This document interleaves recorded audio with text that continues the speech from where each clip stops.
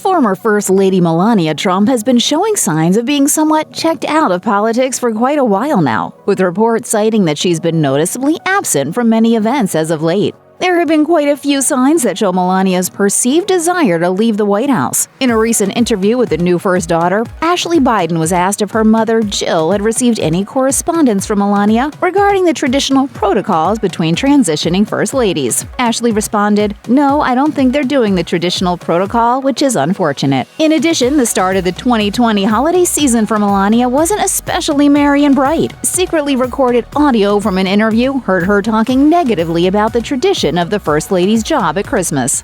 Who gives a about Christmas stuff and decoration, but I need to do it, right? Melania seems to be in quite an ambivalent state. A source recently told Vanity Fair she just isn't in a place mentally or emotionally anymore where she wants to get involved. But now she appears to be so checked out that she's allegedly asking her assistants and other staff members to complete some of her First Lady duties for her, making a peaceful transition of power a little less pleasant. A pivotal duty of the First Lady before she leaves the White House is addressing and thanking her staff for their 4 years of work.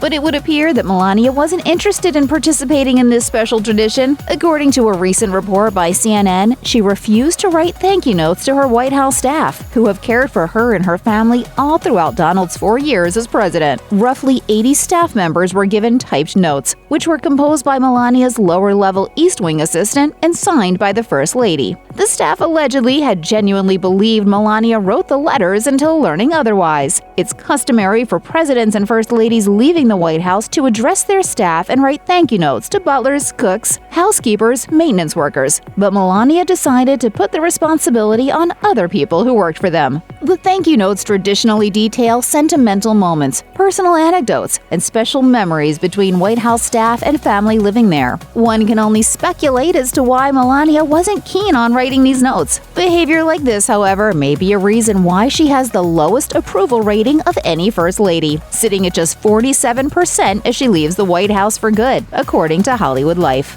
According to CNN, Melania allegedly just wants to go home and isn't exactly sad to be leaving the White House, despite her recent farewell address in which she claims the past 4 years have been unforgettable. While Melania has always been a relatively quiet First Lady, in the months since the election in which her husband wasn't re-elected, she's been especially absent. Since November, she has only been present for a handful of events, including the turkey pardoning, the arrival of the White House Christmas trees, the annual Toys for Tots event, a story reading at the nearby Children's Hospital, and a December rally in Georgia. But her absence from events certainly didn't stop the First Lady from joining her husband in perpetuating the conspiracy theory that he has won the election instead of Joe Biden, who was sworn in on January 20th. Sources say that once the likelihood of Donald being re-elected began to dissipate, Melania found herself in a state of shock, and she pivoted her attention to life post-White House, according to the New York Times. Perhaps this state of mind is why Melania refused to give the new First Lady Jill Biden a tour of the White House, a more than 100-year-old tradition between the transitioning of First Ladies. Sources say that the Bidens will instead be greeted by a White House-appointed usher, according to The Independent. But if what Ashley Biden said about Melania's cold shoulder greeting is true, it's probably safe to assume the Biden clan isn't all that upset about it.